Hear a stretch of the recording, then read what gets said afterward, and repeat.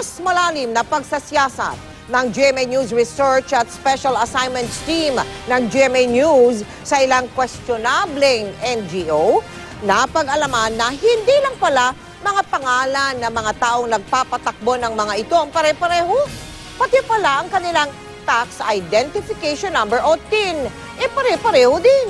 Narito ang special report ni Cedric Castillo. Kung kaduda-duda na may iilang tao lamang sa grupo ni Godofredo Roque na nagpapatakbo ng 8 NGO, kahina-hinala rin ang inilista nilang impormasyon sa mga dokumento ng NGO nila.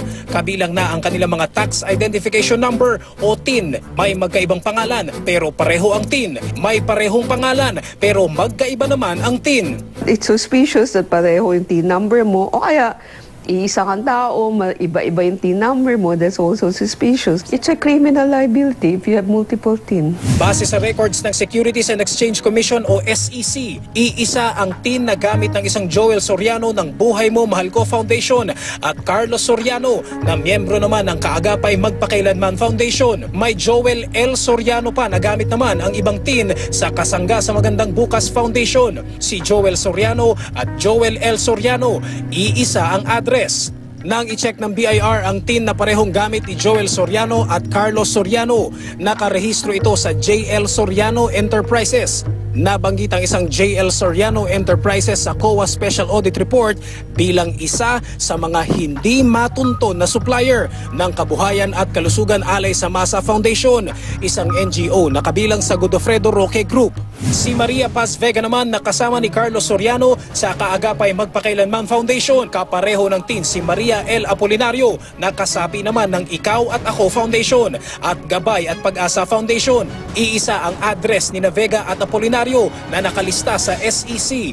Nang ipacheck namin ang numero, wala raw ganong TIN na na-issue ang BIR. Sa makatwid, peke ang numero. Pag ginamit ito, pwede raw kasuhan ng perjury. When you incorporate, you swear under oath that these are true. No, so it's not a tax violation, but it's a violation under the Penal Code. Halos 200 milyong piso mula sa pork ng mga congressman ang nakuha ng 3 NGOs na ito na pawang may sabit. Ayon sa COA, kaduda-duda raw ang mga Authority to Print Receipts o ATP na gamit nila o ng mga supplier nila at hindi rin matiyak kung ang mga proyekto nila ay talagang nakarating sa mga tao. Sa iba pang NGO na sinuri namin, magkapareho ang TIN na gamit ni Marisa C. Cruz ng Las Marias Foundation at Rachel A. Graho ng Koprahan at Gulayan Foundation. Magkasama si Cruz at Graho sa Koprahan at Gulayan Foundation.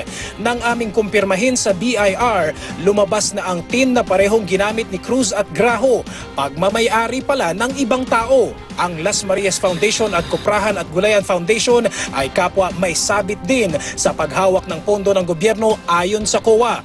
Sinubukan naming tuntunin ang mga taong ito para hingan ng pahayag ukol sa tila irregular nilang mga TIN. Walang Joel Soriano sa kanyang nakalistang address. Ang bahay ni Carlos Soriano hindi namin makita dahil wala naman palang ganung address. Hindi namin inabutan sa kanyang bahay si Maria L. Apolinario kaya't iniwan namin ang aming numero sa kanyang manugang. Walang humarap sa amin sa opisina ng Kaagapay Magpakailanman Foundation na kinabibilangan ni Maria Paz Vega. Naghatid naman kami ng sulat sa nakalistang address ni Cruz. Hinanap din namin si Graho pero walang ganong address tulad ng nasa dokumento ng NGO niya.